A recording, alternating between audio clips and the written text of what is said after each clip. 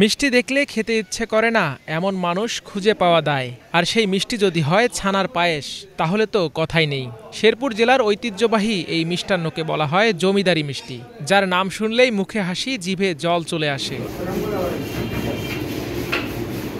শেরপুরের ছানার পায়েস গুণে, মানে ও স্বাদে অনন্য।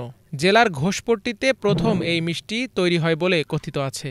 ছানার পায়েস তৈরি করতে প্রয়োজন দুধ, চিনি, ময়দা ও এলাচ। প্রথমে দুধ জাল দিয়ে ক্ষীর তৈরি করা হয়।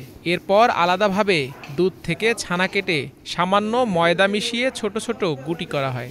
এই গুটিগুলো চিনি মিশ্রিত শিরায় ভিজিয়ে আগে তৈরি করা ক্ষীরে ছেড়ে হালকা আঁচে জাল দেয়া হয়। এভাবেই তৈরি হয় সুস্বাদু এই মিষ্টি।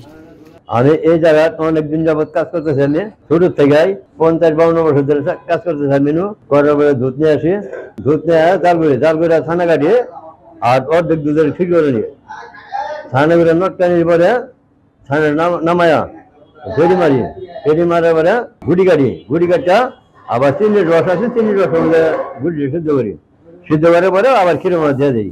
এই আমাদের এখানে নিচে 100 কেজি প্রতিদিন বিক্রি হয়। এটা খুব ভালো লাগতেছে, আমরা খুব আনন্দিত। সরকার ভাবে যে জিনিসটা আমার হলো, এটা খুব আনন্দিত লাগতেছে আমাদের। এটা আমরা সরকারের কাছে এটা করতে চাই। 1 কেজি ছানার পায়েস তৈরি করতে 2 কেজি দুধ, আধা কেজি চিনি ও সামান্য পরিমাণ ময়দা ও 10 থেকে 15 গ্রাম এলাচ লাগে। ঐতিহ্যবাহী এই খাদ্য জিআই পণ্যের স্বীকৃতির জন্য দাবি ওঠে বেশ আগেই। এরই প্রেক্ষিতে গত জানুয়ারি মাসে জেলা ব্র্যান্ডিং বাস্তবায়ন কমিটি সুপারিশ পাঠায় শিল্প ও বাণিজ্য মন্ত্রণালয়ে। যাচাই বাছাই শেষে বৃহস্পতিবার 44তম জিআই পণ্য হিসেবে শেরপুরের ছানার পায়েসকে স্বীকৃতি দেয়া হয়। এ খবরে খুশি স্থানীয়রা। আমাদের শহরে ছানার পায়েস খুব সুস্বাদু, ছানার পায়েস অনেক ভালো। এটা জিআই পণ্য হিসেবে স্বীকৃতি পাওয়ায় আমরা অত্যন্ত আনন্দিত এবং খুশি। আরো প্রচার হোক, আরো প্রসার হোক, আরো ভালো মানের ছানার পায়েস তৈরি হোক, এটাই আমাদের প্রত্যাশা। আমাদের এই শেরপুর ছানা পায়েস যে পণ্য পেয়েছে, এই জন্য আমরা খুবই গর্বিত, আনন্দিত।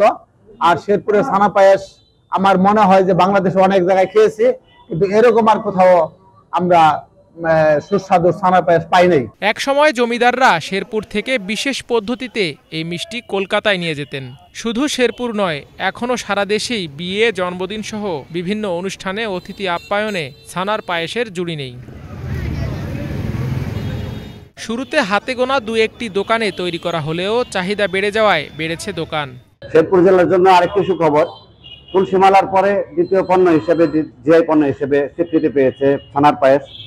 এই ছানার পায়েসের স্বীকৃতির জন্য শেরপুরের অনেকের অবদান আছে। ছানার পায়েসটা শেরপুরে প্রায় শহরের ভেতরে প্রায় 20টির উপরে দোকানে তৈরি হয়।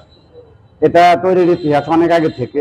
এটা সঠিক মানে যে কবে থেকে শুরু এটা কেউ বলতে পারে না, তবে এটা ব্রিটিশ আমলের যে আপনার জমিদার প্রথা ছিল, জমিদার প্রথাদের থেকে, তাদের কাছ থেকে মূলত এই ছানার পায়েসের প্রথম তৈরি শুরু হয়। বাংলাদেশের এমন কোনো জেলা নেই যে এখান থেকে এই ছানার পায়েস যায়নি। আর বিদেশের কথা যদি বলেন, এই শীতের সময় বিশেষ করে যারা বিদেশ থেকে আসে তারাও নিয়ে যায়। স্থানীয়দের প্রত্যাশা, দেশের গণ্ডি পেরিয়ে বিদেশেও সুনাম অর্জন করবে শেরপুরের ছানার পায়েস। Bangla vision news desk.